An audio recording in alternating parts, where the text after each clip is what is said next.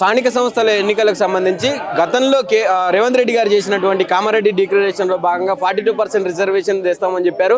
ఇప్పుడు present ordinance తోటి ముందరకు పోయే ప్రయత్నం చేస్తూ ఉన్నారు. కానీ బీసీ నాయకులు మొత్తం కూడా బీసీ సంఘాలన్నీ కూడా ఖచ్చితంగా చట్టబద్ధత కల్పించాకనే స్థానిక సంస్థల ఎలక్షన్లకు పోవాలని చెప్పి వాళ్ళు ఒక మహాధరణ కార్యక్రమాన్ని చేపట్టారు. దీని మీద ప్రస్తుతం మనతో పాటు మాట్లాడడానికి బీసీ ఆడబిడ్డ అయినటువంటి పావని గౌడ్ గారు ఉన్నారు. మాట్లాడే ప్రయత్నం చేద్దాం.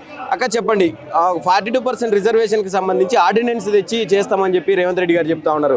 కొంతమంది బీసీ నాయకులు కూడా దీన్ని స్వాగతించిన పరిస్థితి చూసినాం నిన్న మొన్నటి దాకా. మనం ఏం చెప్పదలుచుకున్నారు దీన్ని?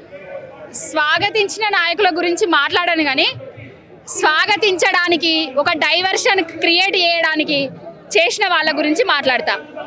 ఎలక్షన్ల ముందు కామారెడ్డి సభ సాక్షిగా కామారెడ్డి బీసీ డిక్లరేషన్ అనేసి బీసీ ముఖ్యమంత్రిని తీసుకొచ్చి బీసీలకు బీసీ కమిషన్ నివేదిక ఆధారంగా అధికారంలోకి రాగానే 6 నెలల లోపే 42% రిజర్వేషన్ తీసుకొస్తాము.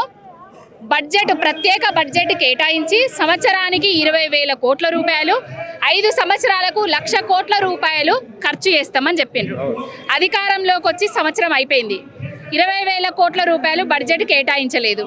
అదేవిధంగా 6 నెలలు అయిపోయినా కూడా 42% రిజర్వేషన్ ఇవ్వలేదు. ఈ మధ్యలో ఏం నాటకాలు ఆడిందంటే కులగణన అన్నాడు, సర్వే అన్నాడు, తప్పుల తడకన కులగణన పత్రాలను రోడ్ల మీద హోటళ్ల దగ్గర పడే విధంగా చేసిండు. కేంద్రం కూడా మొట్టికాయలు వేయడం జరిగింది. ఇప్పుడు స్థానిక సంస్థలు ఎలక్షన్లు పెట్టాలి కాబట్టి టైం వచ్చింది కాబట్టి ఈ టైంలో కొత్త నాటకం ఏంటంటే ఆర్డినెన్స్ అనే నాటకానికి తెరలేపిండు. ఆర్డినెన్స్ ఎందుకు అంటే 28 ఈ భారతదేశంలో 28 రాష్ట్రాలు ఉన్నాయి. ఏ ముఖ్యమంత్రికి ఆర్డినెన్స్ తీసుకొచ్చే తెలివి లేక తీసుకురాలేదా? నీ అంత తెలివి కల్లోని బీసీ బిడ్డలు చూడలేదనుకొని ఆర్డినెన్స్ తీసుకొచ్చినవా? నువ్వు ఆర్డినెన్స్ తెస్తావు, నీ పక్క పొంటోళ్ళనే కేసులు వేయమని చెప్తావు, మళ్ళీ కేసులు వేసిండ్రు. అందుకే మనం ఎలక్షన్ల టైం వచ్చింది కాబట్టి ఇప్పుడు పాత రిజర్వేషన్ ప్రకారమే ఎలక్షన్లకు పోదామని చెప్తావు. ఇది కదా నాటకం. మళ్ళీ ఇప్పుడు కేసులు వేసిన వాళ్ళు కూడా బీఆర్ఎస్ పార్టీయే కేసులు వేయించింది అని చెప్తాడు. ఆనాడు బాపు కేసీఆర్ గారు 42% కాదు 58% వరకు రిజర్వేషన్ తీసుకొద్దామనేసి ఒక సవరణ తీసుకొస్తే ఆయనకు స్వప్నారెడ్డి, గోపాల్ రెడ్డి అనేటోళ్ళు కేసులేసింది నిజం కాదా? రేవంత్ రెడ్డి కాంగ్రెస్ పార్టీ వాళ్ళు పదే మాట్లాడుతున్నారు కేసీఆర్ గారు ఏం చెయ్యలేదు అని. మార్కెట్ కమిటీలలో 50% రిజర్వేషన్ తీసుకొచ్చింది బాపు కేసీఆర్ కాదా? ఎంబీసీ కార్పొరేషన్ కొత్త మంత్రిత్వ శాఖను తీసుకొచ్చింది బాపు కేసీఆర్ కాదా? ఆర్థిక మంత్రిని చేసింది బీసీని బాపు కేసీఆర్ కాదా? మండలి చైర్మన్ను, స్పీకర్ను, రాజ్యసభ సభ్యులు ముదిరాజులకు, గొల్ల కురుమలకు ఇప్పటికీ మొన్న ఈ పీక్ టైంలో కూడా వడ్డీరాజు రవిచంద్ర అన్నకి ఇచ్చింది బాపు కేసీఆర్ కాదు కదా? మీరు పదవులు ఎవరికి ఇస్తాండ్రు? ఒక్క బిడ్డ కన్నా, ఒక యాదవ బిడ్డ కన్నా మంత్రివర్గంలో స్థానాన్ని కల్పించిండ్రా? ఒక్క ముదిరాజు బిడ్డల కన్నా చేప పిల్లలు షెర్లను నింపి ఆ షెర్లల్లో నీళ్లు నింపే ప్రయత్నాలు ఏమన్నా చేస్తున్నారా? ఒక్క గౌడన్న కన్నా మేమున్నామన్నా బెల్ట్ షాపులల్లా ఇది ఇస్తాం అని చెప్పిండ్రా? ఎవరికేం చేసిండ్రు? బాపు కేసీఆర్ గారు ఇచ్చిన హామీలను గంగలో దొక్కి తుంగలో దొక్కి నువ్వు ఏవైతే ఆ పథకాలను గంగలో దొక్కి తుంగలో దొక్కి నువ్వు ఇచ్చిన హామీలను కూడా నెరవేర్చలేకపోతున్నది కాంగ్రెస్, రేవంత్ రెడ్డి కాదా? ఇప్పుడు కాంగ్రెస్ ప్రధానంగా ఏమంటా ఉన్నదంటే బీసీలకు పెద్దపీట వేస్తా ఉన్నది కాంగ్రెస్. దీన్ని ఓర్వలేక బీసీలకు దగ్గరయ్యే ప్రయత్నం బీఆర్ఎస్, బీజేపీ రెండు కలిసి కుట్ర చేసి ఈ ఆర్డినెన్స్ విషయంలో కావచ్చు ఇంకా రకరకాల విషయాలలో అడ్డుకుంటా ఉన్నది కాంగ్రెస్ అభివృద్ధిని అని చెప్పి మాట్లాడతాం.